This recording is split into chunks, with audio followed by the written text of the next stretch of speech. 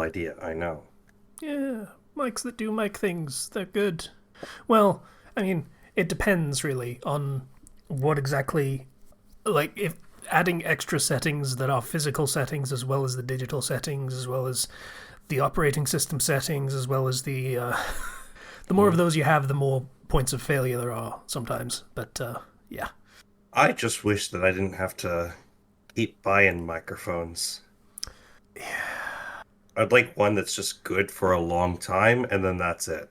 Here's the fun thing: I have had two, like, you know, workhorse microphones for, well, for recording the podcast, but also basically anything else over the past 10 years. I want to say, since I switched from Mm-hmm. headset mics, and both of them were blue snowballs. I just used the one, and when it broke, I got another one because it just works. That's nice. I should. I don't think I want to go for a snowball though. I have my mic right now. I Yeah. think I'm good. I mean, the snowball is the cheap version. It is, like I said, it is just a workhorse microphone that just kind of does its job of taking in It's audio. the more expensive ones are the ones that break all the time, and that sucks. Yeah, the more expensive ones are designed to do very specific things or be good at those things in a way that requires or expects more adjustment and modulation and for you to know how to do all that. Uh, Mm-hmm. I feel like we continue to not do that, of know that, rather. Well, whatever. Hmm. Yeah, the more expensive stuff gets, the more expertise is expected. I suppose so.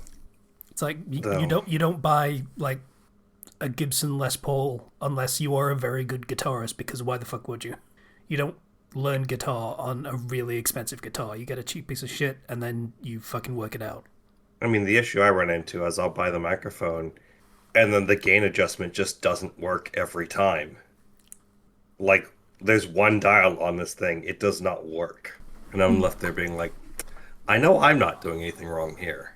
I know for a fact I'm not doing anything wrong here. It just does not work. So this is the first 3 minutes of the podcast. It's just talking about fucking audio function, uh, technical stuff in the back end. Audio kerfluffling, Like, kerfuffling. let's be real, audience. If you come here for a scintillating conversation about interesting topics, why the fuck are you here?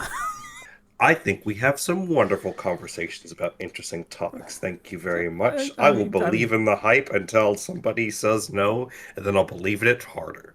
that's a choice. I'll call that a choice. So I hear the Hollow Knight is getting a sequel. I didn't play the first one. I don't really care. But good for the people that are S- really excited. yeah, so Silksong is coming out in like 4 days from when we're recording this. I I'm should very, I should clarify. I played like half an hour of it and I couldn't really get into it. Anyway, as you were saying. I'm very excited for that. I think Hollow Knight is a fantastic game. I've gone through like all of it, played it a lot, played the DLC.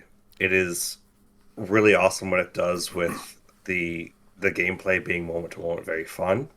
And then also on top of that, just the drawn art style and the areas and the music. It's just a work of art, really. It's a fantastic title, and after 7 years of never talking about it, it's out, or the sequel's coming out, Yeah, which is nice. I have seen a video of someone scrolling through the channel of that one gay.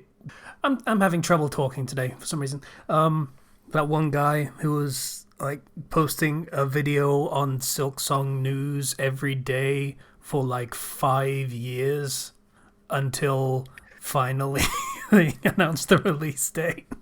But there was no news. Yeah, yeah. Like, genuinely, there was no news. There was somebody being like, I'm this pretty person sure might have said something, 99% of the videos were thumbnailed, "Is there any Silk Song news?"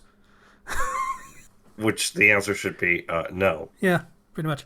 And when, like, interviewed, like, hey, what's Nintendo up? used that one like 3 second bit of footage again in a compilation trailer. And then like when questioned, hey, what's up? What took so long?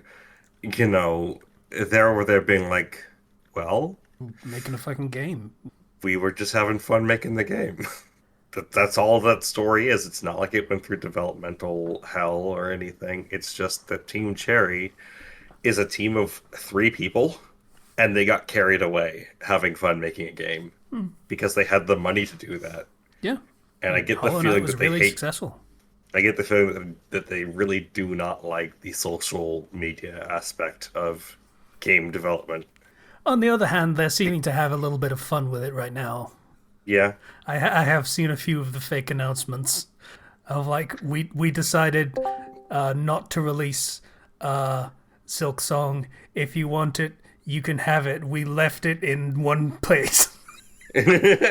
left it in one place.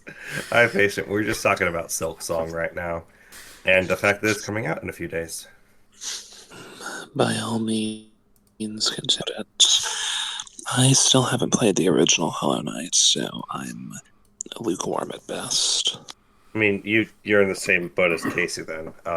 Well, I mean, I did play it, but only for like half an hour, and didn't get Yeah, so you didn't play it. it. Yeah, I didn't functionally, but like you start a game and you don't find the interesting stuff, and you stop playing the game is a pretty common experience. Yeah, the way that game is paced out, it if the intro doesn't catch your interest in any way, you're not likely to proceed further to when you get some of the really fun like abilities and um customization and gameplay and bosses and stuff. Yeah, I mean, it felt like a fairly standard Metroidvania with no map, and Yeah, you get a map. In fact, you can get a map pretty early on. You have to there's a map guy if you just explore the Forgotten Crossroads and he'll just give you a map and then you can then go buy a pen which will then automatically update the map as you explore, and then you can buy pins that will automatically pin locations on the map that are important. And so like you find all this stuff through exploring and interacting with the game's systems. that But feels like a it takes terrible choice to just sort of words. A terrible choice of feature to just sort of lock off behind exploring is your capacity to explore and understand the locations you're going through and make sense of them. Personally, I think it's fine because the Forgotten Crossroads is like really less than 10 rooms, and the map guy is 2 rooms to the left of the starting area in the crossroads. So he's relatively close. You're likely to just find him if you explore the area. And what it does is it encourages forming a bit of a mental map before you get the physical map. here's the fun thing. It was a long time ago, so bear with me, but I'm pretty sure I went right and then down. So what you're telling me is the reason I didn't get a map is because I went the wrong direction and then never decided to switch my path. No, it's actually because the Forgotten Crossroads is a loop. So if you kept going, you would have found him. That sounds really annoying. Doesn't make it better. Because, like, from the game that I was playing, you don't get a map, was the understanding I got from playing that game. And I was like, oh, well, fuck this then. I don't really want to play that. No, you slowly unlock things. Getting the map is important, but like it's worth it. Just the game is heavily focused on exploration, and there's some areas. I mean, even the basic map you get is incomplete, and there's lots of hidden areas. So what it does is it encourages you to find areas and go, not just follow a Yeah, map, because if you were I to just mean, follow a map, you would miss hidden out on a lot areas, of the content of the sure, game. but my point was, like, an inability to keep track of where I'm going and where I've been is a problem for a game like that for me. Mm, So, understandable. I will maintain the point that the Crossroads is a relatively small area, so it's unlikely that you would actually get lost there because there's areas that you can't quite get to until you have some other abilities. So it's eh, just explore for a bit. It's not like you're going to get tragically like lost and then never get the map because it's not only has a pretty notable sound cue that will draw you close to it. Getting the map involves talking to characters, and characters are pretty rare. So, and this one is pretty definitively approachable in the way that they did it. I think they did it in a good way, but I can understand that your experience has soured you on it. Anyway, people are hyped. Good for But them. yeah, it looks really good. And unlike Hollow Knight, which is about exploring a kingdom that is very much in like decline and rebuilding it slowly, which you can't even rebuild it, to be honest, because so much has already been lost.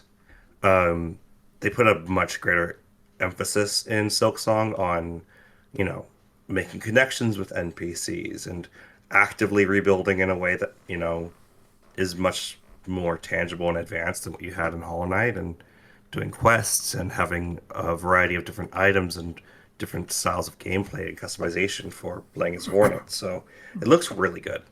Music also sounds great from the bits that they've shown. Um, the reason why it is its own game, by the way, is for the Hollow Knight Kickstarter. They were they had a stretch goal for Hornet DLC, and then they realized that the issue with the Hornet DLC is that Hornet is significantly taller than the Knight, your character that you play as in Hollow Knight, meaning that she can't actually fit through most of the passageways that he otherwise could. So they decided to build a new area, and then they just kept going, and it turned into its own game. So very excited for that. Yeah, there Very. was another thing that was like against the Kickstarter promises. They have decided not to port the game to the Wii U. I think it was. They're not porting it to the Wii U. It will be on Switch too, though, and Switch. So, I mean, that's a long time ago. But yeah, no, it looks like it's gonna be a lot of fun. I think that's the most significant like video game news, I guess, that we've not talked about. Yeah, pretty Was much. there anything else video game wise that was important? I don't think so. Not really that I can think of. Oh, Steam have done their age verification thing. Hmm. I need a credit card to prove my age. That is the method that they have chosen. Well, get started. Yeah, you know, funny thing about that, one, on principle, I do not want a fucking debt creator card. Thank you very much. Like, we had a whole thing of 20, 30 years of people getting into massive debt because they relied on credit cards all the time, and that has been a life lesson for me of don't do that shit, so I don't want one. Number I two, have. let me finish. While getting a credit card does require you to be 18, it also, according to my bank, requires a certain level of persistent income. I am self-employed, my income fluctuates at best, and it isn't very high. In fact, it is too low to get the lowest rated credit card with my bank. That's a problem. A little bit.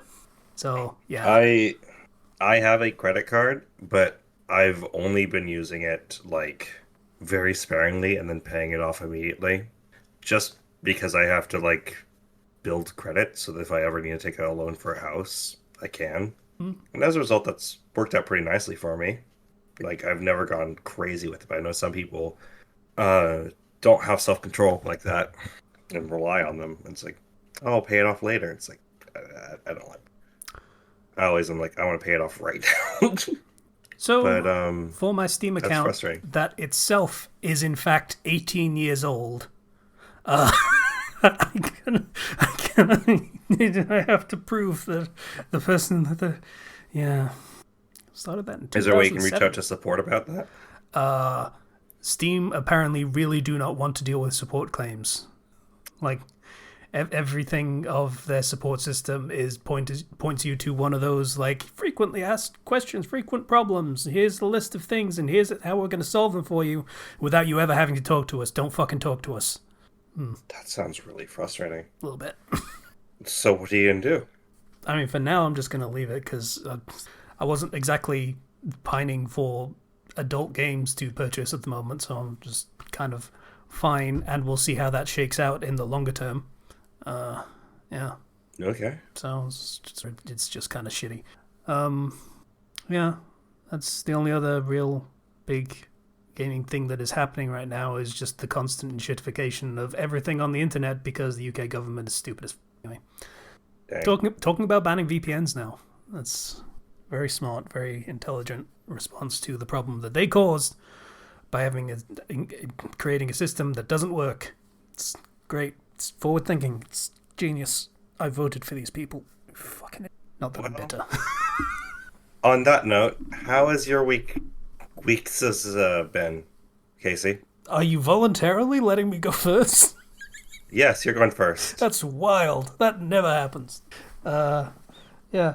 So I'm officially, well, not officially, but I will soon officially be on break from my Patreon stuff. I have bitten the bullet, as I put it in the Patreon post, of like I'm finishing the stuff that was like a commitment for August and have paused payment for the next month. So I will not be doing any Patreon stuff after that once that's done, and taking a real break with real time off without me being constantly on the I'm behind, so I will use this week off that I'm supposed to have to catch up on everything, which has been how it has been for the past 8 months. Because if you'll remember, I was set behind in January because my utilities were fucked up during a blizzard. And then after that, right as I got caught up, literally the day I got caught up, the morning, like an hour after I realized, hey, I am actually on top of everything, we dealt with the hack and all my accounts getting kerfuffled. So I got put behind multiple weeks again there. So that You've been needing the break. a little bit, yeah. That whole thing of, well, I need to catch up, so like I have not been working enough and getting stuff done, so I need to catch up.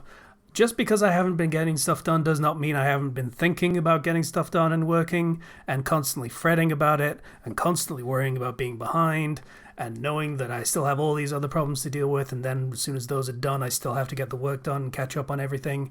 That there is no time off in any of that mess.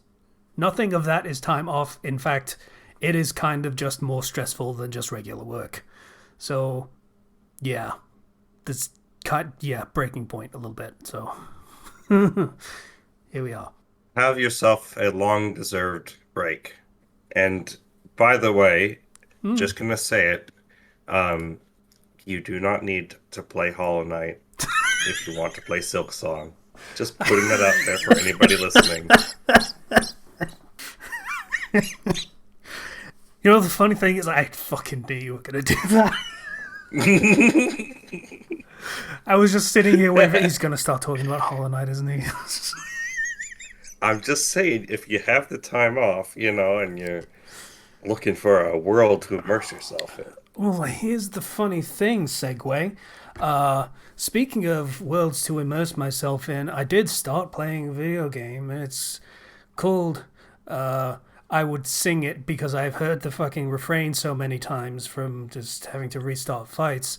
But Claire Obscur Expedition 33. Oh, okay. Never mind. Screw that. Play Claire Obscur. I have to exaggerate the French because it's French. It's so fucking French. Jesus fucking Christ, it's so French. Yeah, it is. Yes, it is. How you liking it? It's fantastic. It's just great. It is so good. That opening is depressing. I hate that one woman that is like, hey, you're so selfish. You should have had a kid. Like, oh yeah, I'll fucking get on that. I'll speed run a pregnancy over the next 2 hours before I fucking die. Like, thanks. Oh man. That whole opening is just not really tearjerker kind of thing, but just sort of that constant air of depression and malaise that the French are so good at, and as a British person I just completely relate with. It sets a heavy tone, and that tone is like carries throughout the entirety of the And then the mime show. Yep. Yep. Yeah. Mm-hmm. Yeah, so for context, so Zero doesn't accidentally spoil me on anything. I am not very far into the game. I picked up my ale, whatever her name is, French, and got through. I want to say most of the dungeon for that whole sequence of going to wherever the next place is after you pick up my ale. So I met the mime. I met the giant dude with a hole for a face that eats your party members. Oh, yeah. I hate that guy. That was an interesting boss fight. That was a fun boss fight. I'm playing on expert because I'm real like that. So Oh, a lot of these fights are very, oh, two attacks from a regular enemy will probably just fucking kill the party member. And one attack from a quote unquote strong enemy probably gonna kill a party member.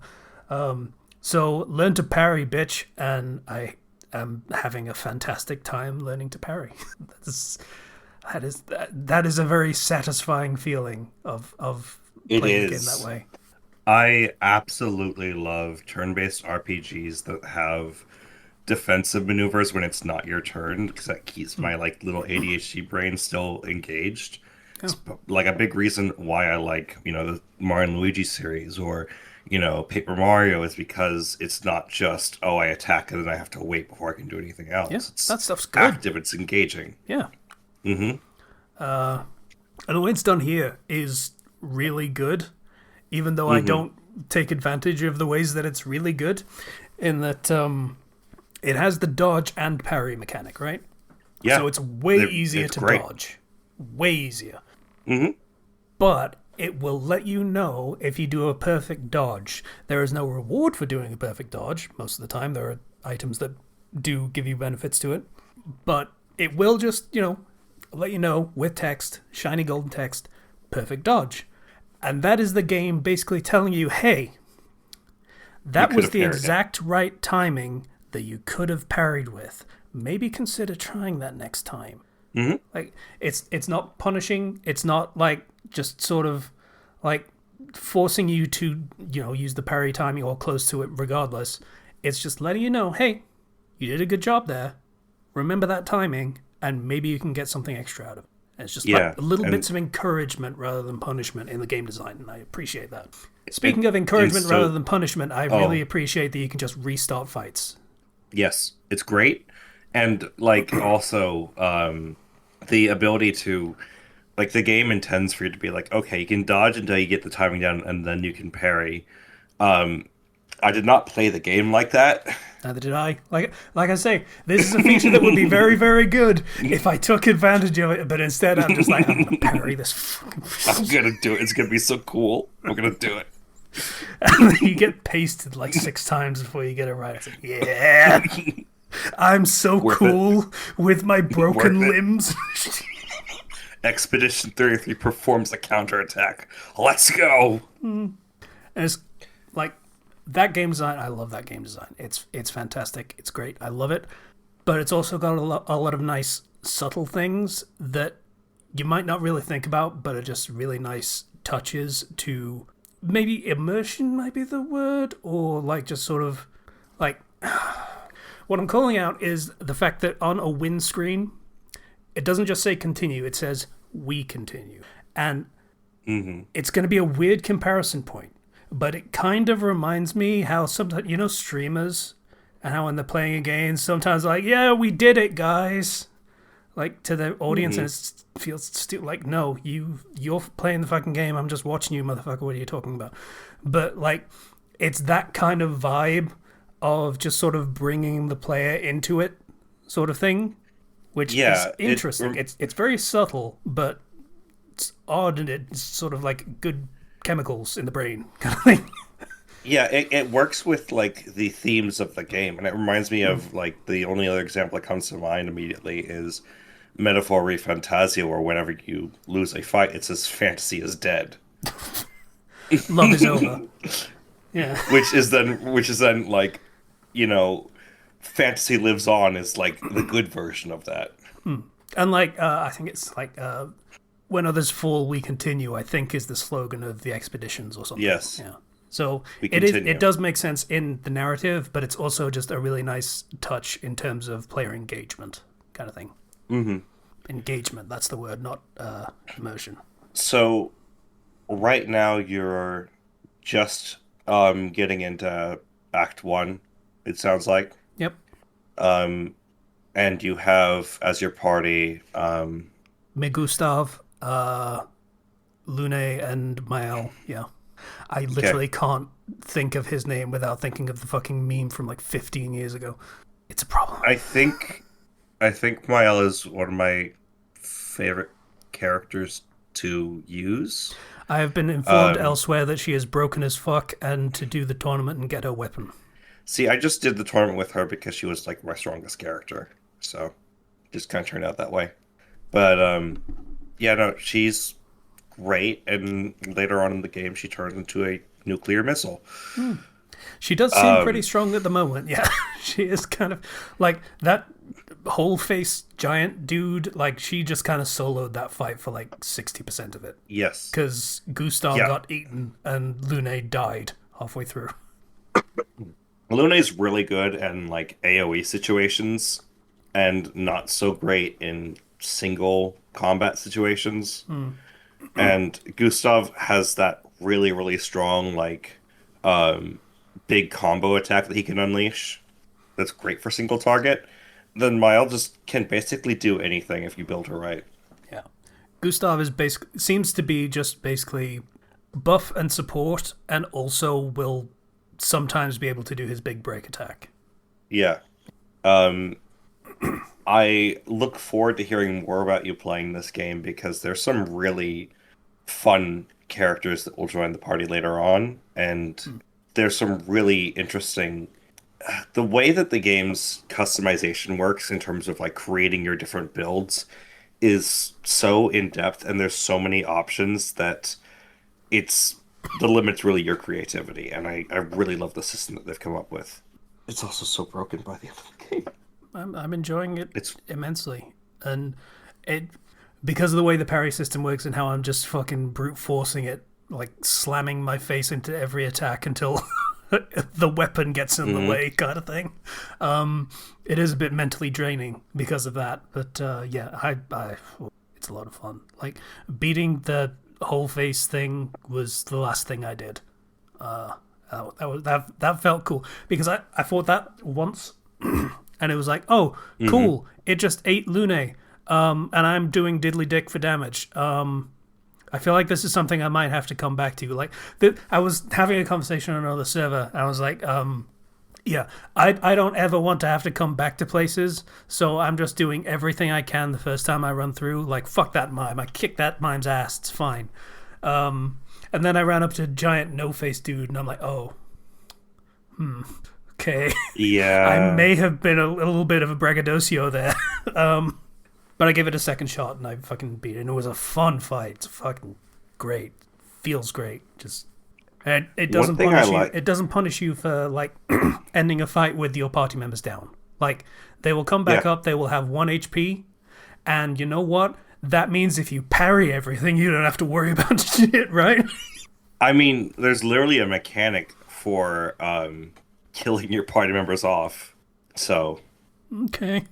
I'm thinking of the right game. Because don't you get the... What's it? I don't know. I might be talking crazy. But, like, the game fully intends that you will have some pretty epic last stands. And, in fact, there's some, like, pictos that you can get where it's, like, as soon as your character enters battle, they die and they explode and they deal damage to everybody. And you can use that to just be like, I don't want to do this fight. Lune, go explode. Okay. Yeah. All right. It's funny. Yeah. Definitely looking forward to hearing more about your journey with that. Don't worry about Silk Song. It'll be there. Yeah. Like Obscur. One thing that is maybe an odd observation, and I kind of want to fill you out on it. Yeah? It kind of reminds me of Kingdom Hearts. Yes. In terms of vibe, very much. If Kingdom Hearts was French and sadder, Yeah, pretty much. Yeah. Like, then yeah. It's very much got that vibe, and you've got, like, the protagonist that is like, hey, I want to go and, like, responsibility, I'm going to, go find it. There's got to be something more to this and more than this, and I'm going to go out and find it, and I'm going to make things better for everyone. And he wants to go out to this, like, outside place that is beyond the world he knows kind of thing. And, all these environments are, like, gorgeous and, like, the theme is literally paint, so it's all very, picturesque and stuff. I'm just now realizing there's a few characters that you could equate to Goofy and Donald. Oh, God. Okay. And I don't know how to feel about that. But I definitely see the Kingdom Hearts connection there. It's not a very coherent thought, I'll admit, but it was something that just sort of struck me while I was playing it. And I got to the pseudo underwater bit with the shipwreck and everything. Yeah. And my mind was just instantly Kingdom Hearts. And I didn't quite understand why, but it was the vibe that I got. Let's put a pin in this and return to this exact thought a little bit later, because Okay. I'm holding myself back right now because you said that and it like made a light bulb switch in my brain. So Okay, it's fair enough. I like that. I like that I made you think about it in a completely different way just from playing it for like 3 hours. That's very nice. yeah, because That is a fun thing for game discussion when you can have someone else's just like first impressions experience and just completely new realm of thought on the game. That is fun. yeah, that is rather fun, and there's a lot of mystery like set up in that game. I mean, look at the paintress off in the distance. Who's like the size of a skyscraper or something bigger. Yep. She is across a fucking like significant body of water that must be crossed by ship. And still big lady even from that distance. All right, gang, let's go fight how are we gonna fight that? Yeah. It's only a And, couple and of then us. and then you get to that cliff that's looking at one of those giant faceless dudes, and Mael just sort of goes, yeah, avoid those at all costs. And it is like, what, 1,000th the size of the paintress? Okay. We could figure it out, right, guys? Right? I mean, the priority now is surviving, and they have Gustav's Lumina converter, which they did not have on previous expeditions. Yep, that is his invention, which is, why he seems to vaguely be the protagonist. This is very much an ensemble cast, but, Because he is it the allows you to first have character you play as and see and stuff, so vaguely all the other protagonist. the other characters up to now could use Pictos, but they couldn't actually keep them as Lumina, which meant that they never increased their level of power any significant amount. So no wonder they had a hard time. Well, It they is had a hard time except for, what was it, Expedition 54? I have heard about them, the climbing expedition, who will probably be a unseen presence for the rest of the game because they put the handholds on cliffs. Every expedition has a story with it that's super awesome. On like, I wish this there was more to expedition- them, because you can see from like the journal, it's like Expedition 83, I want to say, is the first one you find, and it's like a 2-paragraph thing. And I wish there were just like extra sections you could find for their expedition to see how that particular expedition got on. I agree. I wish I had more of that. Like, they have a journal entry at least for every single expedition that's been there, which is super cool. I wanted more. Yeah. But I want to mean, fill in their stories completely. Granted, Expedition like 83 or 84 or whatever it was, they died almost immediately after that journal. But yeah. Yeah. and like some of them got like way farther than you would have thought, right? Yeah, Like, there oh was my a thing that gosh. was like, they said very early on that Expedition 100 did actually have survivors, and they got as far as the monolith, which I don't know what that is. So, Yeah, the monolith is where the paintress is. okay, so yeah, they basically proved okay, this is not impossible, but it's going to take some fucking time, so we're going to do this again. Yeah, they made it all the way. Hmm. And they're probably not the only ones that have. Presumably, like I said, fucking Expedition 54, like As long they as you have climbing stuff, then they they made it. created the climbing mechanics, so fuck it, they're in the entire game. Yep. There's some like really fun stuff like in that game, and one of there's a very large area to explore with lots of different sub areas on like the world map. I Hmm. don't know if you've gone if you've been to the undersea area, you've seen the world map a little bit. I have, and I did see a cave, and it was like danger. So I was like, okay, I'm literally about to go get another party member. I'm gonna wait until I get her and come Yeah. back. So interesting thing, those caves, they do react specifically to your level. So when you are high enough level to go in there safely, it will no longer say danger. Okay.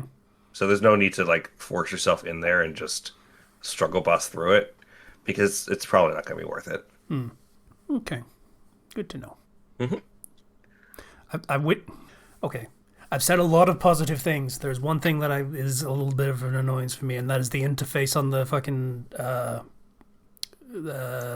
Pictos and Lumina and all that, the Yep. inventory and Yep. status screen. That stuff's a pain in the ass. Yep. And it's I kind of agree. difficult to see which option is highlighted currently because it is white or slightly orange. They're actually, I believe they were working on a patch for that. Okay, good.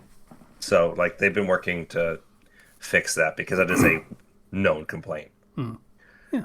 But overall, fantastic game so far. I am like 4 hours in. Yeah, that is great. I love it so far. And Hmm. once this podcast is finished recording, I'm probably just gonna go back to playing it. Honestly, you should. It's a fantastic game, and I'm I'm very curious to hear your opinion on the ending. Okay. How long is it, by the way? Bearing in mind I'm About a 33 completionist. hours. I'm a completionist, by the way, so bear that in mind. I was gonna say about 33 hours. So the same. It's on like literally it's like I completed it in like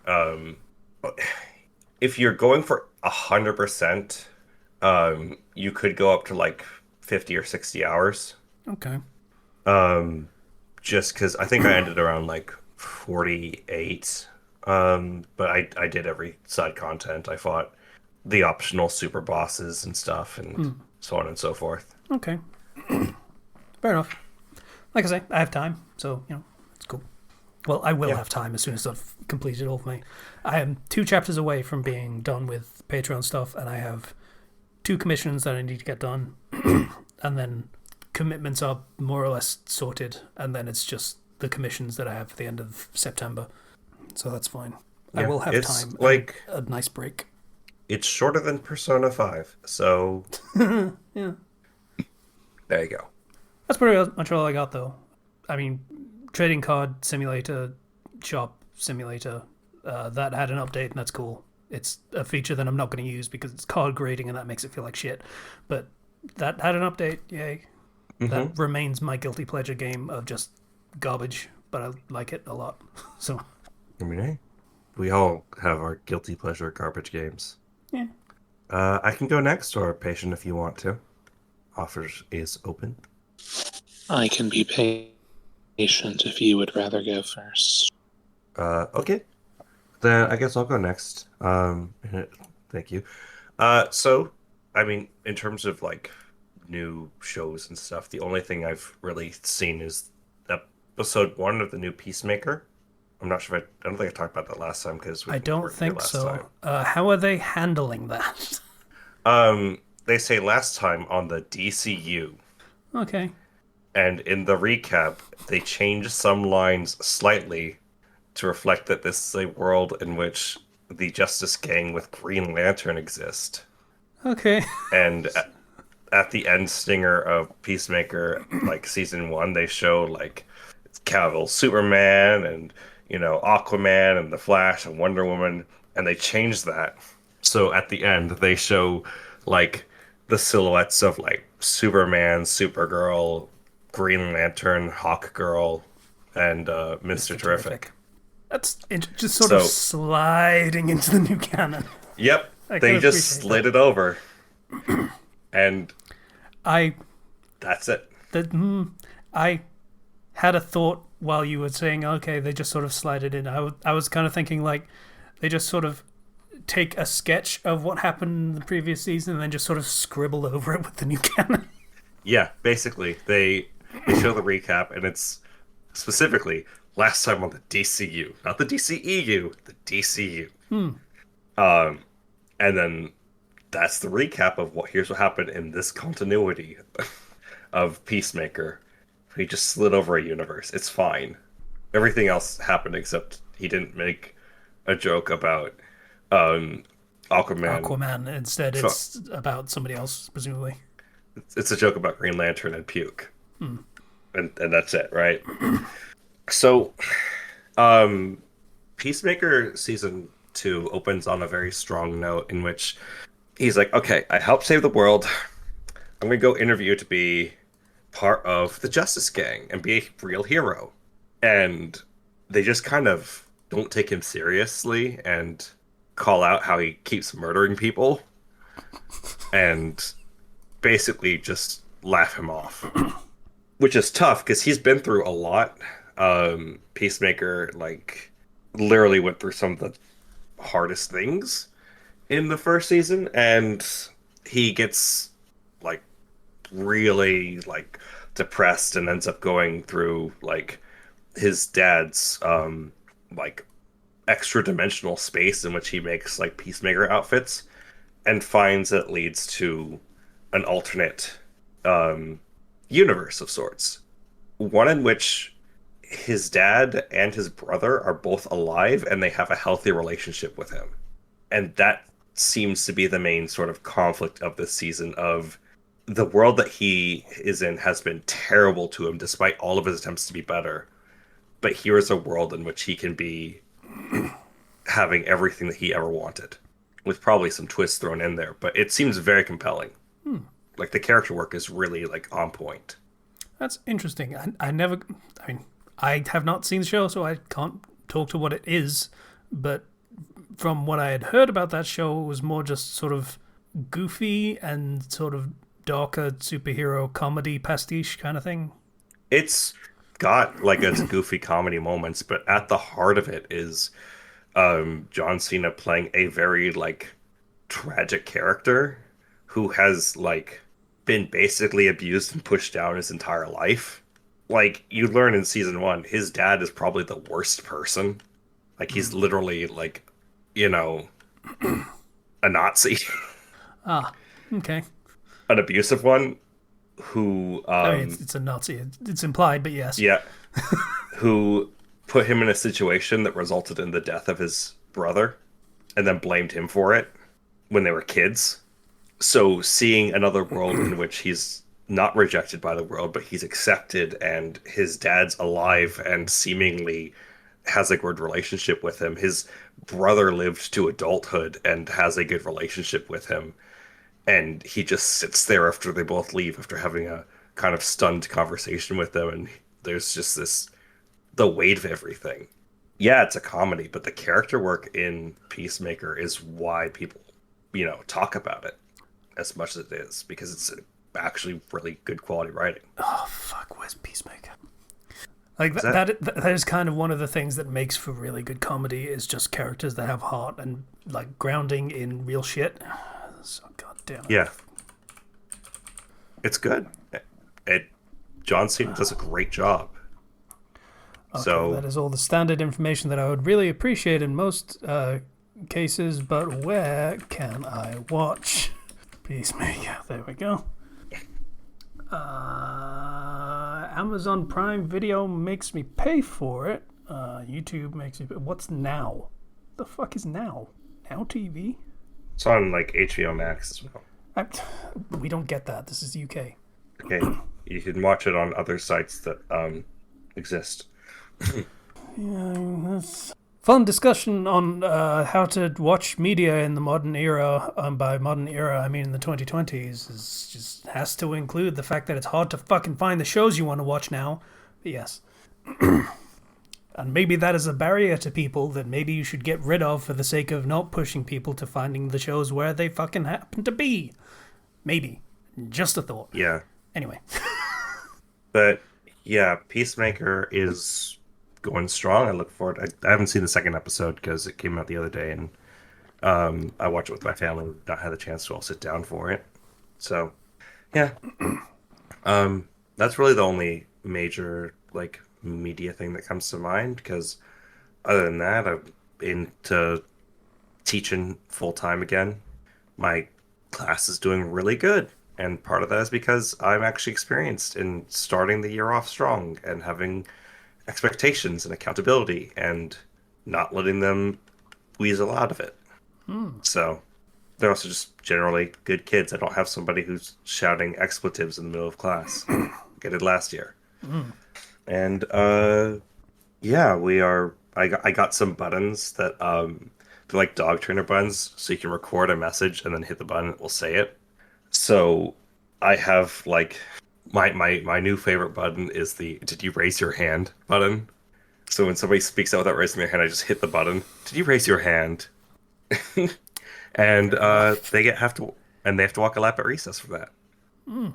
This is how I train them to raise their hands and not just shout out answers at me, because that is incredibly disruptive and hard to teach around. Yep. Fair enough. You have to teach these good habits, and yeah. If it But, works, it the works. class, yeah, classroom looks great, and everything's going real well. Like it's been a real smooth start to the year, although I've been exhausted, right? So much. My sprained ankle, I'm no longer walking around with that boot, so I'm actually working out again, which is nice. And I have been on like a bit of a fitness kick for a little bit. I am down 11 pounds from where I had started. Nice. Well Thank done you. indeed. I should have actually mentioned I have been trying to eat a little bit healthier as well. Of just sort of, the whole, let's call them health problems thing is just, that's a thing I would like to stop happening. So, just having healthier breakfasts, like, proper cereal and milk and with some fruit in it, just like no sugar stuff or anything, just avoiding all that crap as much as I can. Just, I did consider getting one of those weekly prepared meal things that are just like, hey, we do healthy options Yeah. for cooking and stuff, so you don't have to do the cooking, because I can't do the cooking. I can't see for shit, and I am afraid of fire. So, did consider getting one of those, and then I realized the price that it was showing me was the 40% off price, and it is in fact about £7 to £8 per meal, which is about $10 a meal, and that's a lot. You can That's a You lot can for eat 3 out. meals a day. Yeah, that is literally a takeaway price for every single meal. I'm good. I'm good. I'm fine with eating the store brand ready meals with their preservatives and whatever else bollocks happens to be. Like I can't afford that. Like being realistic. So, but I'm doing But better then outside make- of those and just like trying to supplement with healthier options of things that are easier Yeah. to make. you can always make a good salad. All you need are the greens and a dressing of your choice. Yeah. Maybe throw in something kind of fun to spice it up. But I mean, it's good for you. It's low in calories and it'll fill you up. I've been having a lot of salads lately. Fair enough. And Salads might actually be Not- tolerable with the spicy mayonnaise that I have. yeah, Worth go thinking for about.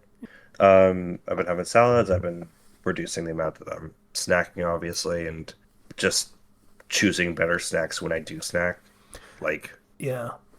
I've got I think the brand is Graze, and it's just like sort of a oat snack bar thing that is like no extra sugar, and it's like a very particular kind of thing that they use for a sugar additive, like it's some kind of plant or something. But those are pretty good and a lot healthier than getting fucking Pringles or I don't know, biscuits or whatever else. yeah. And I'm working out almost every day, if not sometimes, several days in a row, which, you know, I've also been doing some strength training and I'm seeing some good results Oh, right now. Like uh when I first started doing this, which was like um a month ago technically, but then I had to stop because of the ankle and everything. yeah. I started with the 25-pound dumbbells and it was a bit of a struggle at first. Now it's easy. Now I'm like, I need a higher weight of dumbbell to curl. So about So 10 I kilos. guess I'll have Sorry, I had to yeah. look that up because for some reason, Yeah. I have been infected with the Europeanness and only know dumbbells and kilograms. Yeah. So I'm gonna have to move up to like a 30 or a 40 because right now I can do it pretty easily. I can do it like, sets of 15 pretty decently. Yeah, I mean, caution is useful for this kind of thing, so maybe. Oh, wait, no, you said 25, so yeah. Sorry, the unit conversion just completely, like, just sort of stun locked me in terms of, like, how to figure. Yeah, 30 to 40 is fine. It would be fine. Yes. It's 5 pounds more Yeah, I or was thinking you would go from 10 to 30, and I'm like, maybe slow your roll a little bit, but no, that makes sense. it's like increasing it by 2 kilos. Yeah. And I haven't started bench pressing yet, but I think I'm gonna be doing that, working that in soon. I'm in my get strong arc right now, and Okay. my fitness arc. But like, because back in 2025, I lost like 40 pounds. It is 2025. Sorry, 2020. Sorry, I said It's okay. 2020, but then my brain auto completed with an extra five. Yeah. Back in 2020, during lockdown, I was like, I'm gonna work out like every day. I'm gonna get really thin. And I did. It took me like 6 months, but I got like 40 pounds off. And I was super, super like thin. But I was also, I was doing the keto diet at the time, which means I'm not allowed to eat any bread or carbs or anything, Yeah. Yeah. which was not good. I did not like that at It, all. it's It it's wasn't there are a lot of problems with that particular diet. There are a lot of diets that have espoused that particular belief of, hey, just stop eating carbs. Carbs are the foundation of your daily energy, of just keeping you going for the entire day. They are kind of important. right. So I'm not doing that because the keto diet, I think, is what eventually led me to falling off that because it was just I was unable to maintain that for Yeah. that long. I think back in the day, my mom and sister tried. Back in the day, it was called the Atkins diet, I believe. Yeah. And that was a nightmare and torturous for both of them. And they stopped after, like, I want to say a month because it was just bad. So my current goal is I'm just gonna eat less, I'm gonna eat better, and I'm just gonna work out, and we'll see what happens. Yep. Just basic common sense stuff of healthy eating and exercise will help more than some fashionable diet that is supposed to give you super impressive gains or losses in a short period of time. Hmm. Quick results are usually paired with dangerous results. So just slow and steady, just do the workouts, eat the healthy stuff is going to work better than that. Yeah. Because you lose most of your weight and get most of your strength when you're not working out. You need that period of rest. I did read a study recently that a lot of, in terms of weight loss and weight gain, it is almost entirely fucking diet. Like, just of, like, exercise plays a lot less of a role than we thought it did, but still really important for other reasons, health reasons. Well, exercise is good because as you build up muscles demand more calories, which can help with your metabolism. And it can also help because it affects your sort of your caloric intake for the day. So diet is a huge part of that, but exercise is there to be like, okay, we're gonna make the diet stuff more effective. You can't just Yes. exercise and eat whatever you want because it's not how it works. Yeah. Diet is the foundation of it. Just 100%. Because like if I burn off 400 calories working out like in the morning, then I eat 1,000-calorie cake. I just undid everything. You know, it's all about the numbers. The numbers. So, Anyway. yeah, you want to be in a calorie deficit to lose weight. It's basically what it is. And I think I was like often having 1,000 or less than 1,000 calories per day when I was on the keto diet, which was hard to maintain. But I'm like I'm losing like a couple pounds every couple days or so, so pretty good progress. And I'm the plus side is that my clothes are fitting better, which is nice. And Yeah. I was like concerned about like my blood pressure for a bit, and Oh yeah. now I'm not as concerned about my blood pressure Good. because the ADHD meds I'm on can make your blood pressure worse. Yep. Absolutely can. That is why I'm not allowed to have them. So that's why I'm making sure that I am Yep. not in danger of anything on that regard. Yep.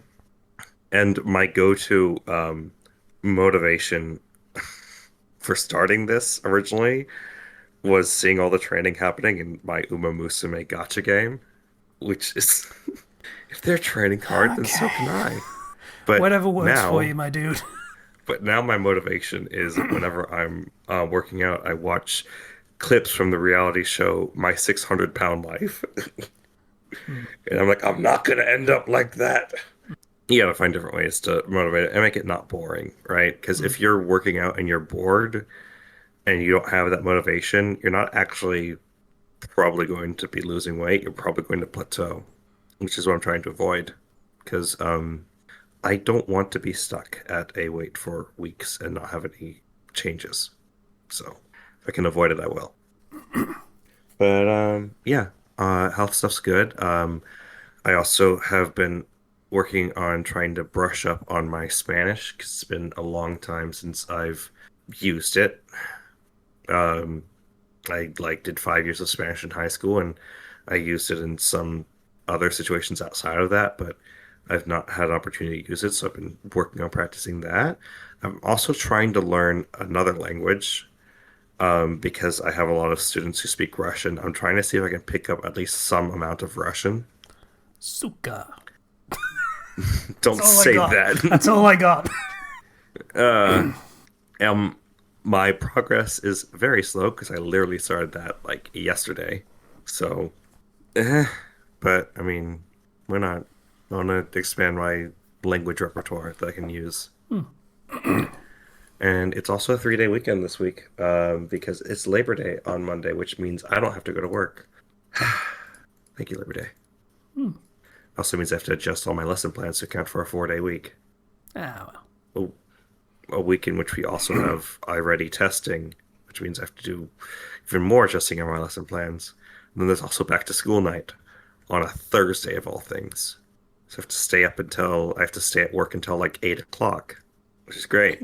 Wonderful. Awesome. Amazing. So, yeah, that's about everything that's going on right now.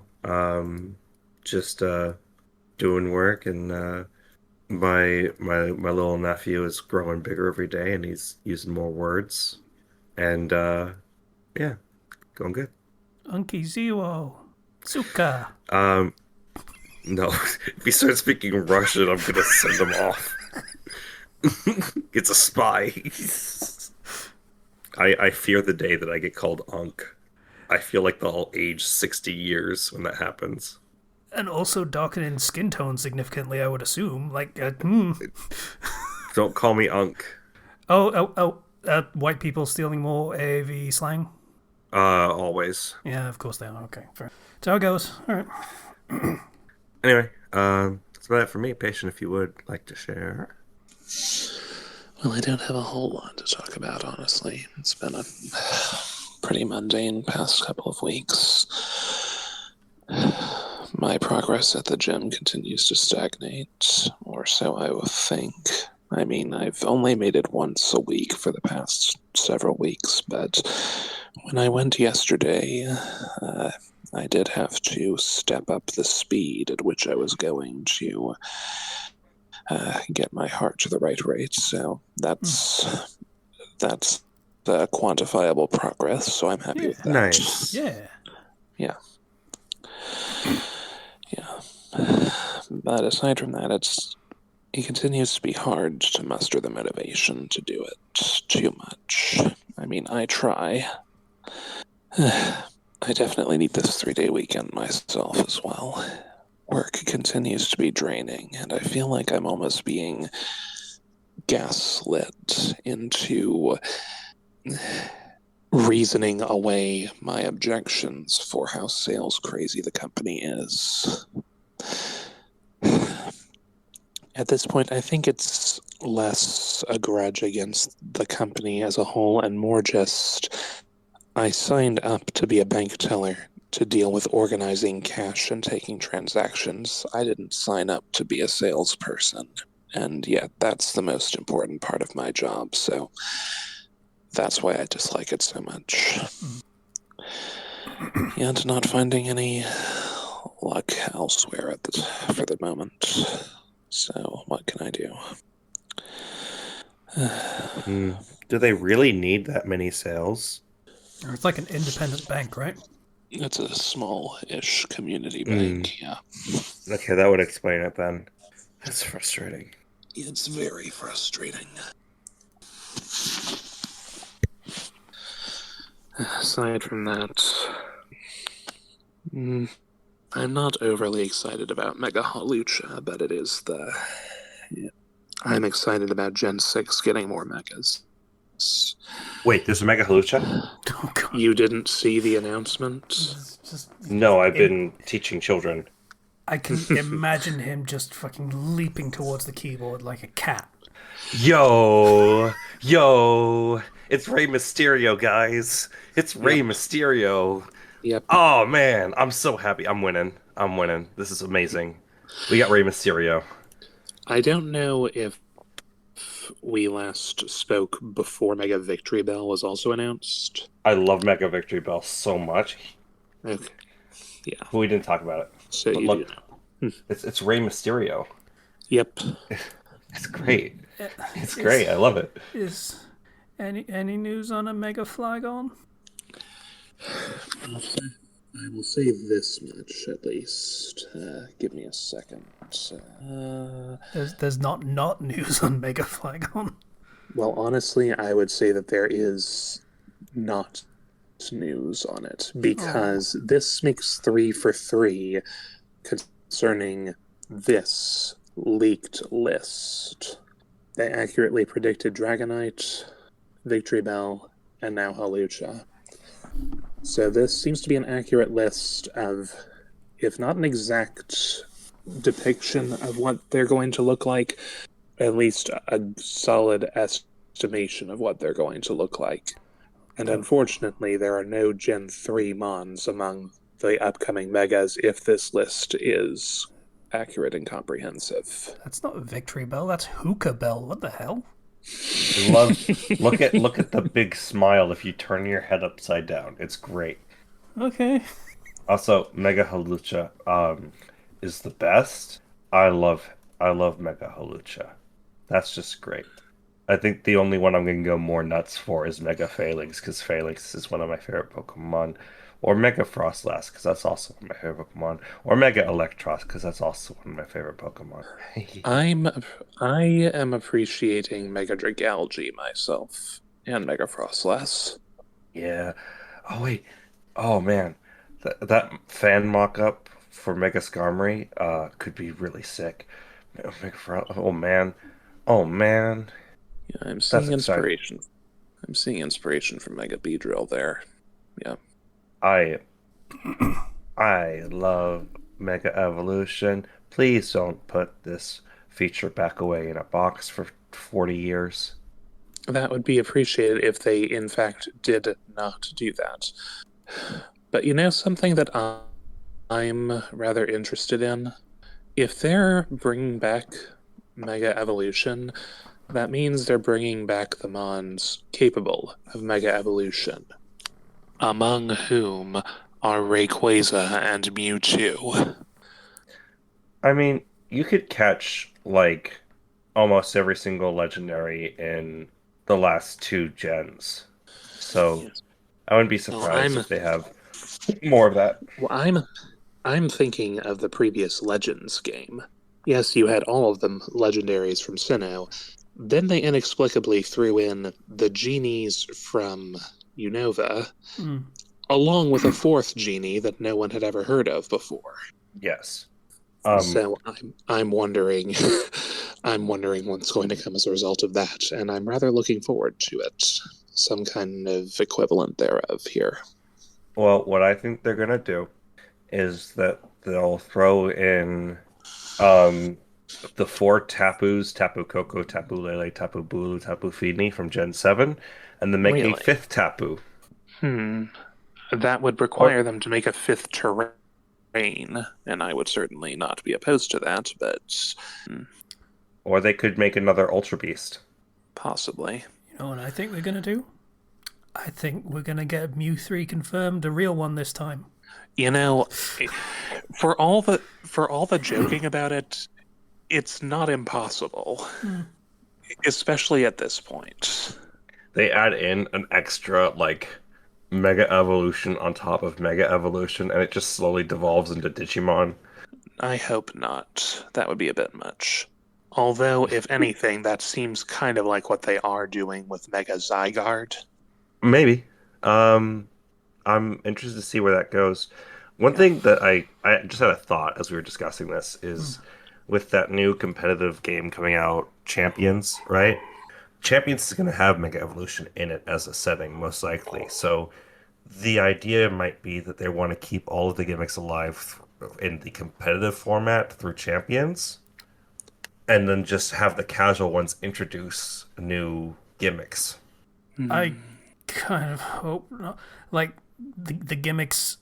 I feel like we're kind of played out on gimmicks, and I feel like what are we going to have?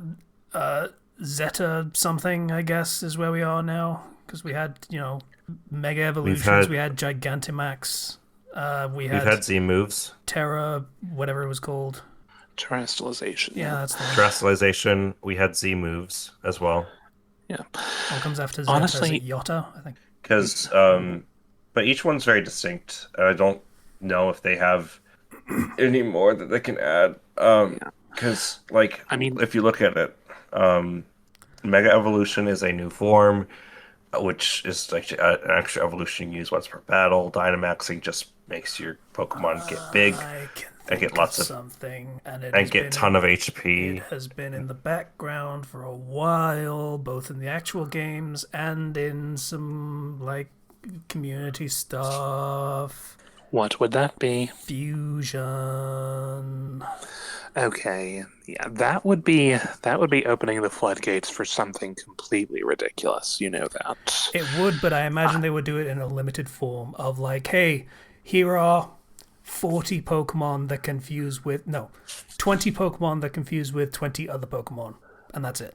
Yeah, Happily. I mean, I would welcome seeing something like a combination of Excelgor and a Scavalier. I mean, they have their counterparts anyway. Yeah. That could be something. Ninjask combine of and Shedinja, maybe, or something. Oh my, that's another good Butterfree one. and Beedrill. Okay, that's a bit scary. A little bit. And you Yeah, get Beat 'em. I can't imagine that would be. Ooh, I mean, just making would a be Dark fun. Souls boss at that point. Like, imagine what would happen if they forced Zangoose and Seviper to fuse. I feel like fusion would be, I guess, the other way forward because I mean we've modified moves, we've modified types, we've added extra evolutions. Then Dynamaxing is just kind of a made worse it version of big. Mega Evolution. Yeah. I will say I'm not mad at Dynamaxing purely because I love to go read a Repulsa for any Pokemon I send out. It's fun. It is fun, but then they added in specifically the Gigantamaxes, so some have a special transformation and others don't, and then Yeah, it becomes just Mega Evolution. But at least every Pokemon can use it, right? yeah. And I mean, some Pokemon get Mega Evolutions and Gigantamax forms. If it weren't for that, then we could just double up one or the other. Eventually, we But dial all this in until we have one Pokemon that is capable of Mega, Dyna, Terra, and fusion and we just get the ultimate Pokemon and accidentally make Mewtwo again. Like, Like No, that would be Mew 3 confirmed. oh yeah. I can tell with terrestrialization and Dynamaxing that they want to have a system that every single Pokemon can use and can benefit from. I don't. I would not object to a mega version of every fully evolved Pokemon we have. It would be a lot of work, I'm not denying that. But it would be welcome, I say. I think if they're going to do something like that, they should do a new region that has its own new Pokedex, and then that's how they do it, rather than trying to back at it for over 1,000 Pokemon. I mean, it wouldn't be over 1,000 Pokemon. Like I said, only the fully evolved ones. I'm just imagining at what point does the foundation of this entire setting just kind of collapse and we reach that point that every franchise reaches eventually back to one. We've About 4.5 years, I would say, at most. we've gone pretty far. It's gotten pretty crazy for the Pokemon setting at this point. It's to the point that they can't abandon what they've already built because nostalgia is one of the Pokemon Company's favorite things. Oh god, is it? But it's also becoming like It's getting their a little games are not untenable at this point. their games are not doing as well as they used to. It's That's a fact. It's interesting that a lot of the hype around the games is sometimes them just going back to basics.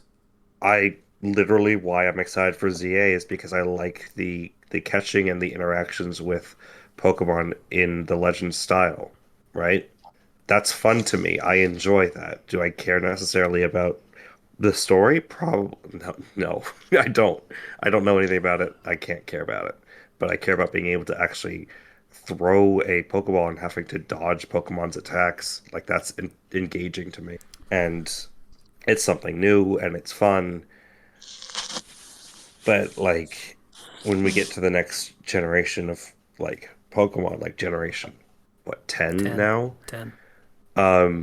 If they don't have the catching, which Gen 9 didn't really have, and It made gestures towards what Legends did, but didn't really go anywhere with it. yeah, and so if we go back to here's the formula that you've enjoyed for so long, I might just scream because Gen 9 had a good story, but the gameplay and the a lot of it was undercooked, to say the least.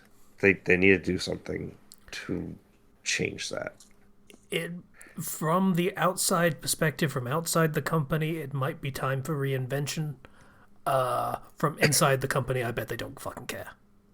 like, I mean, the Like- fact that they haven't announced Gen 10 now is already a good sign. a little bit, yeah.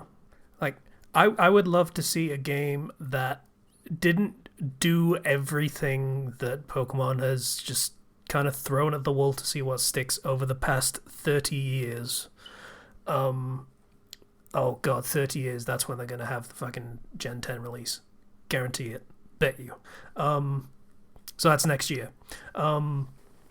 My assumption would be... No, what am I talking about?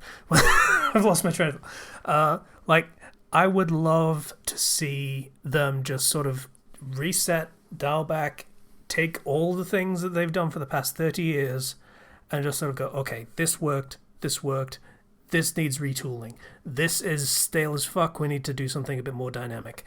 And just sort of build from everything that they've done and just put it in one cohesive whole.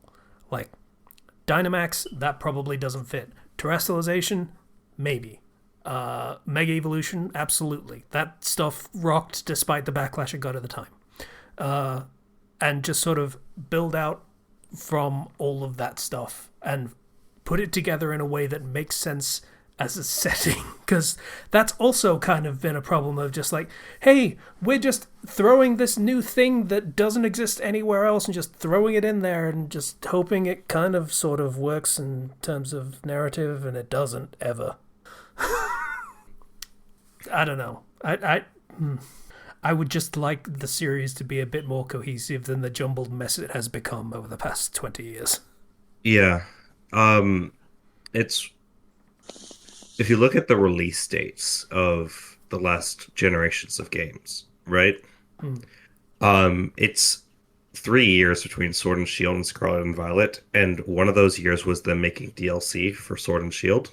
Yeah, the In crown and other thing. Yeah. Yeah, Scarlet and Violet came out in November of 2022, and the fact that they've not announced it for like the next Gen 10 for this year is already a good sign. Yeah. Because if it comes out next year in November, that means it has had like one more year of development than the last couple gens, Which would be good. which it needs. Because I know that you said, oh, well, they don't care. The backlash for Scarlet and Violet's release was so bad that Nintendo had to issue an apology. And Getting Daddy Nintendo mad is kind of a problem for them. Yeah. yes, Nintendo always is like, what's the Nintendo seal of quality? Our games work. And it was so bad that I know, but that's what they've always prided themselves on. Yeah, okay. We'll just let that point slide and just move on. Yeah. Anyway. I'm not saying it's true. I'm saying that's what they pride themselves on. Yeah.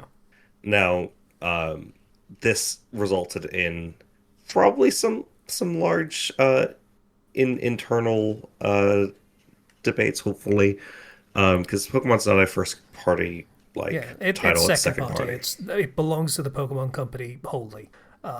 But yeah, there were probably some very strongly worded conversations, and those strong words were probably something along the lines of, "This has become a problem for our brand," which in terms of Japanese business, that is like, what the fuck are you doing? Get back to fix this now, kind of thing. And it's like ZA is coming out 3.5 years after Arceus, which is already more time than usual. Arceus. I'm going to say it wrong on purpose because you tried to correct me. Every time I'm going to correct you. This only encourages me to do bad behavior. Mm. Now I'm going to get one of those fucking dog trainer buttons. No, that's my thing.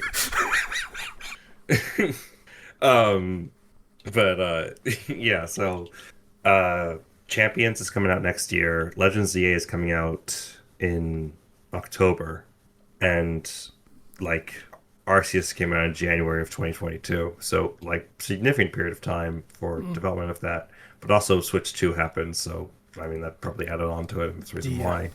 Because if you look at it like ZA is obviously a game meant for Switch 1 that's just been upscaled to work for Switch 2 or something. Probably even not even upscaled, it just runs at a frame rate on Switch better. 2. It just runs. Yeah. Yeah, okay, you're right. That is a clarification that it runs, not runs better. It functions as a video game. I am curious to see when they do announce will it be on Switch? A Switch 2. Will Gen 10 be on Switch? It's probably going to be. They're probably being like, this is going to be a Switch 2 exclusive. This is going to be, one of the things that helps sell the console, because right now Switch 2 doesn't have much to sell it as a console, specifically in terms of exclusives. I can imagine like Game Freak directors just being like, "Oh dear sweet mother of God, please let us be just a system seller for the Switch 2. Do not make us make a game on the underpowered system that we struggled with before, please." Hopefully they can really put in a lot of actual detail and environments and buildings that you can enter. Scarlet and Violet has so many buildings out there in the world, and you cannot enter any of them. That's crazy talk, man. How could you do that? Like, buildings that aren't just like a flat texture, that you could open doors? Like, oh, you're an ambitious man. I don't know what to tell you. Ooh. It's so... We had that in the DS games, guys. Come on. But yeah, it's kind of hoping that it just goes well and we can have Pokemon be good again. Because again, it's not like the writing or the music was bad, Oh, they got but fucking Toby Fox in there again, didn't they, for Gen 9? yeah, yeah. Yeah, And he made some of the best tracks on that soundtrack, unsurprisingly. yeah. And that's just what Um, he does. He's a music producer first. and like the gameplay mechanic of terrestrialization was interesting in how it changed combat. They didn't do anything interesting with it against any of the NPCs that you fought against, and all battles in the overworld were like optional for some reason, which meant that you could go entire huge stretches of period without ever battling if you didn't want to.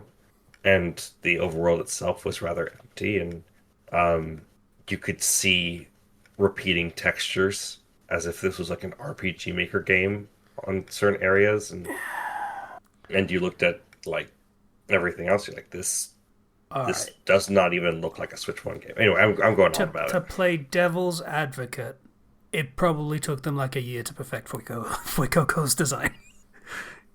Yeah, Because that's just perfect. It is perfection and a little fiery dinosaur, and I love him. I don't like his evolutions, but I like him. Yeah. It's very much a Litten situation, yeah. Yeah, really good stage one, and very enjoyable Pokemon to like have around. I just wish that it went in a weird direction, It do be like that. but yeah, it does. And so now we're just waiting to see what else they got. Maybe ZA has some fun surprises. Hopefully, the leak of the megas doesn't mean that there's not going to be DLC with additional megas, right? There probably will be. You'll probably get your Flygon. Don't don't give me hope. And if you don't get your Flygon, then I'm a fan of Flygon too, so that would Yeah. make me sad too. Oh well. Dirt Dragon. Hi, patient. We were just yapping about Pokemon. Well, I started this. Anything more? Anything? Yeah. Anything else?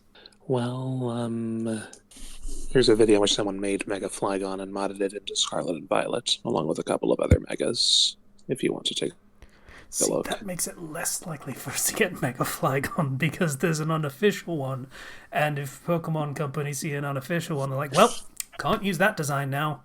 Well, they tried using this same creator made Mega Dragonite, and they made Mega Dragonite. And it was rather similar. Interesting. Yeah. I'm, I'm just wondering if that But is a yeah. result of the Pal World situation. Because you know, with the Pal World situation, the Pokemon Company lawyers basically went to, they went to their Pokemon Company lawyers and were just like, "Hey, can we get them for like copyright for this?" And the lawyers were like, "No, absolutely not. But we could bullshit some stuff with patents." And they're like, "Oh." Wait, so they wouldn't be able to sue us over copy? We can steal all these designs then. Yes, please, thank you. I'll take that one and that one. Thank you very much. Mhm. So is that everything, patient? You just kind of Yeah, there's not really a whole lot else going on. Well, I did rediscover the quality of a pizza parlor that's near me. Italian restaurant, genuine stuff. And go figure, the pizza is of better quality and better price than most of the places around. So I found a new preferred pizza place. So that's nice. it's only one of two ways that an independent pizza place can go, and that is absolute trash that is just in it for like low quality crap that they can sell, or actually good fucking food. That's two ways Yeah, that it can go. and this is solidly in the latter category. So yeah, happy about that. Yeah, But yeah, that's there about is a it. pizza place that is literally up the street from me, like 5 minutes walk, and it is absolutely in the former category. It is trash. But sometimes you're in the mood for trash when you, Like trash. yeah, a little bit. Trying to get avoiding that state of mind and body as much as I can now. But sometimes you get a craving. It happens. Zero. I believe we need to do the patrons for July. We do? We do Yes, because we we do. hadn't done it like last time because you couldn't get to your computer to check the Patreon. Right. And so, as of midnight 15 on September 1st, please read us on the patrons from July. Thank you to our patrons, James MacArthur, Hitsu21, Vale, Greek Guy, Ethan F., and the Crossbrain. Thank you for supporting us through the previous month. Thank you You all very are much. awesome. We appreciate you, and we will be happy to do this next episode as well. And if there's one other thing I would want to bring up, it's something I completely forgot about, just because we missed last week, right? Which is Kirby Air Riders had a direct. Oh, yes. Sakurai's And passion project, my understanding. Yep. yeah, Not that anything he does isn't a passion project, being real. Like, if I can call Smash Ultimate not a passion project, you're crazy. it's patient. You know, go on ahead. Well, I was just going to say, while this isn't a game that makes me say, wow, I really want to play that, the sheer amount of hype I'm seeing from people who played the original and loved it, and the pedigree that comes from Masahiro Sakurai, it makes me want to give the game a try at least. And I mean, I did watch the entire direct. I looked at everything that the game offers, and it definitely looks fun. Just, The I don't know how much I would play it personally, but it definitely looks as fun. as somebody who played the original, I was very excited. Um, Not only the fact that you now have additional characters you can play as that all have their own mechanics, you also have specials, and I mean the real appeal of that game is the city trial mode in which you go around a city and you are trying to get upgrades while also battling the other racers and having like different events go off, and it's just a ton of fun. Genuinely, it's an incredibly frantic but fun experience, and unlike Mario Kart, um, you can just straight up destroy the carts and the vehicles of the other racers and make them have to run on foot, and it's great. So you say other characters. So is potentially King Air Riders. Is Yeah, that a you can thing? ride. You can play as Meta Knight, King Dedede, Bandana Waddle Dee, Magalore, Chef Kawasaki, some of the other minor enemies, Susie from Planet Robobot, and possibly much more. Chaos Elfilin, maybe? I wish. I imagine that would be a boss in one of the levels. Just go for it. Okay, Everyone's. you're winning. I see. I open a rift in space and time and get to the finish line. Fuck you. I mean, I don't. I don't know how many people would be upset at everyone's favorite murderous reality warping chinchilla showing Because up. in the original, you could play only as Kirby or on some rare occasions Meta Knight or King Dedede for those like special things. Um, Here you can play as every character, and they can all also use copy powers like Kirby, so that Kirby doesn't have like the only ability to do that, which is good because those are essentially your items. Yeah, that makes sense. Because it's not just about racing; it's about extreme amount of violence. Understood. I mean, it's Kirby. He eats people. Just kind of part of the Yeah, character. and if they go the Star Allies route, there's likely to be a long trail of DLC of additional characters and things and support for the game. They tend to do that. You know, So yeah, it's interesting. The more that people learn about Kirby, the more they realize that the American Kirby is hardcore thing, where they changed the box art to him being like just kind of like I'm an angry little buff ball, is actually more appropriate to the actual things that happen in. I mean Kirby Star Allies reveals that he's an eldritch god on par with one that is meant to end the entire universe. Yep, So Chaos Knight, right? no, Void Termina. Oh, okay. Yeah, that's it. And it's just that this little eldritch entity was filled with positive power instead of and positive emotions instead of negative ones, and that's why he's just an embodiment of pure goodness. While devouring everything in the cosmos. Yes. It's okay, he spits it back out. Yeah, it's fine. Don't take his cake. Don't take his cake and don't also mess with his nap. Yeah, Otherwise, that's kind of a commentary on giving ultimate godlike power to like just a good person. They'll generally just be chill until you give them a reason to not be chill. everybody, everybody, it's like wired into our brains. If somebody messes with your food, it pisses you off. Kirby is no exception.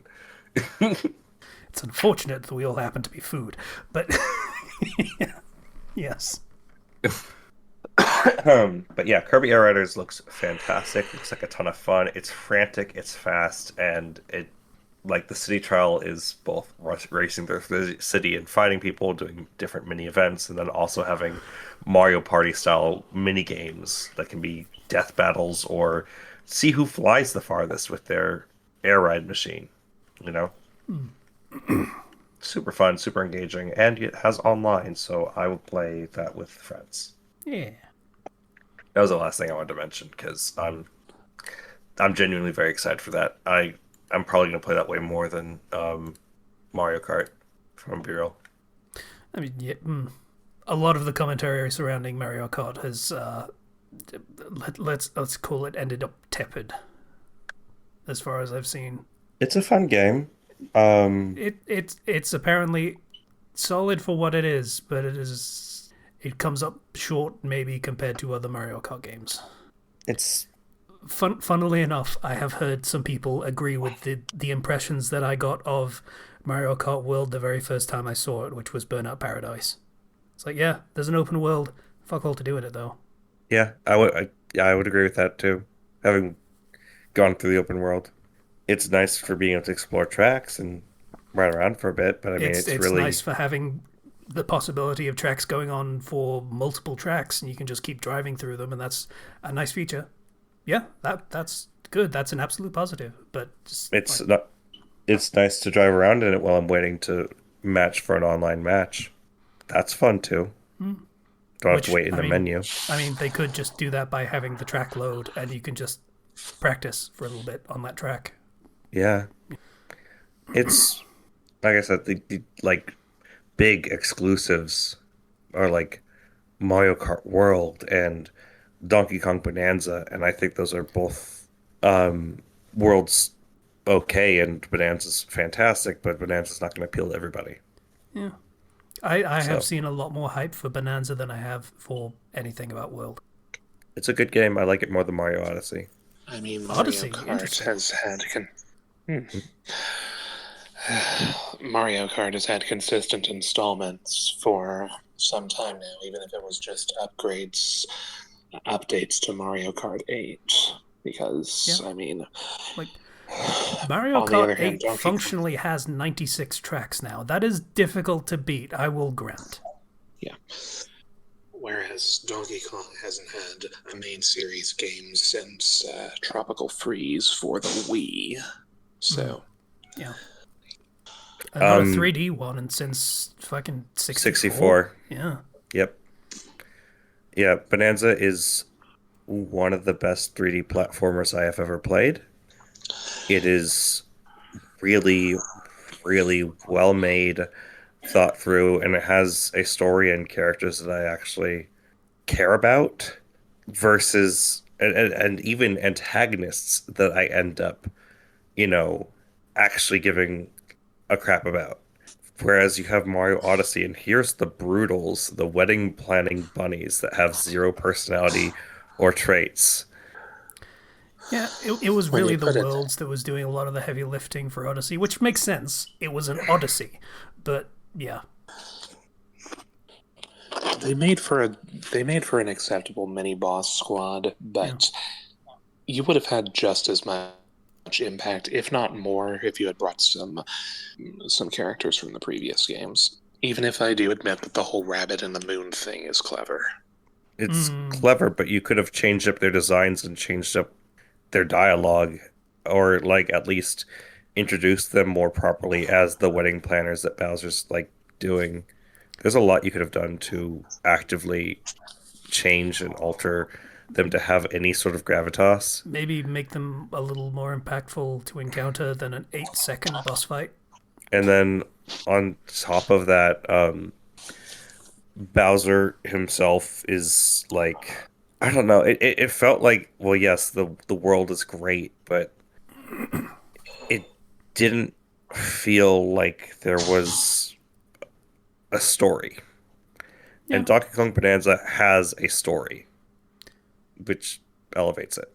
And you can say for Mario, not having a story is kind of par for the course a little bit. I mean, you could maybe make an argument for Galaxy. And you could definitely make an argument for Sunshine, but let's be real, no one is going to talk positively about Sunshine. Talk positively about Sunshine.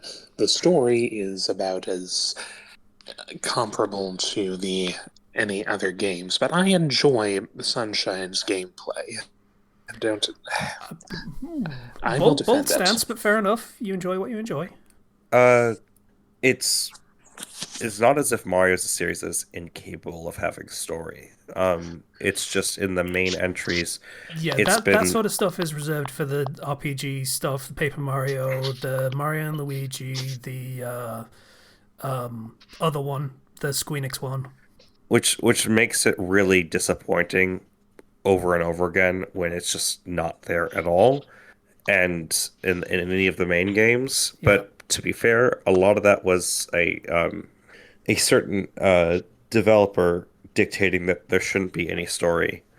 yeah, Who, that feels like a Miyamoto thing, and I don't know whether that's actually who you're referencing, but I'm gonna yes, that assume. is a that is a Miyamoto thing, and Koizumi was the one who threw in the story into Galaxy, and he's now taking control. Yeah, like it was. I can understand the logic of okay, these games are gonna be this, and these games are gonna be this. If you want this other thing, you can find it in those games, but for the main line, we're making it approachable, we're making it nice and very kid friendly and easy to understand for any age. I can understand the logic. That said, all kids grew up on stuff like Legend of Zelda and stuff as well that has a bit more meat to its story. It's still not like massive and amazing a lot of the time, but it does have a lot more meat to it, which proves that yeah, kids aren't stupid and can take that sort of stuff and understand it and appreciate it long after they play it. Hmm. The fact that more people can't understand that in this day and age is, to summarize it in the most efficient way possible, toxic. A little bit. Well, the reason why I mentioned like, well, Koizumi's taken over is um it's you can really tell because not only does Bonanza serve as a prequel to Odyssey, it establishes certain implications and timelines of things to make Mario canon make some amount of sense, Mm, I like which that. is nice. I'm definitely looking forward to when I can play it myself. Strangely, while I do not have a Switch 2 yet, I do have Bonanza. Zom finished the game and he sold it to me. Higher price than he would have gotten selling it, lower price than I would have got buying it used or new, so we both win. Yeah, split the difference. Yeah, and it's just like I can tell that they're trying to do. I know it's a Donkey Kong game, but it does a lot for Mario as a franchise, and I feel like they are going to move towards a direction of more story and more like connectiveness just from Bonanza, and that's a good feeling. Well, I'm certainly looking forward to what comes next. Although, I'm still holding out hope for NSO releasing Donkey Kong 64. His coconut gun. Yes, with the uncensored DK wrap in place and all, of course. Uh, I And so, as usual, And so, as usual, Fandom Flux adds an extra half hour or two due to talking about our favorite games. Well, let's be real talking about Nintendo. Also, I would like credit for not being a dick about it this time. Yes. Like, Thank you for engaging with the conversation on Seconded, its yes. merits. just insert rant about Nintendo. I'm trying not to do that all the time anymore. You know where I stand. It doesn't need to be said every time. Yeah. Yeah. And I would appreciate it if the future Mario games actually have characters that have been relegated to spin-offs actually feature or have a role in them, please. You have a lot of characters to work with. Why don't you use most of them? Please. Mario Wonder had Daisy as a playable character for the first time in a mainline Mario game, and that's good. Keep doing stuff like that. Justice for Wapeach. Justice for Wapeach. I second that. I do not. Oh, what's wrong with Wapeach? Okay, we'll change her name to Weech. That's how you on it? Weech. Weech. Makes it sound like a food byproduct. In fairness, that makes sense actually because peach. Now that I think about it, so yeah, fair enough. Yeah, okay. Weech. Or her name just becomes Impeach. Impeach. Oh my god. Okay. All right. Well, anyway, I think that covers it for the episode. We did the Patreon thing like half an hour before the. Yeah, you're right. That was weird. Okay. Yeah, totally right, patient. Fair enough. Okay, so that's an episode. I'm gonna play some Claire Obscur right now. So Okay. yeah. Bye everybody. Have an obscure time. Dude, my fucking. Rabbits. I never did get rid of that smoke alarm, by the way, the one that they took off the ceiling. So it is still sitting in a box in the corner of my living room and still chirping every minute or so. It's kind of been going Good. for the past like 3 weeks. This is fine. Yeah. Bye everybody.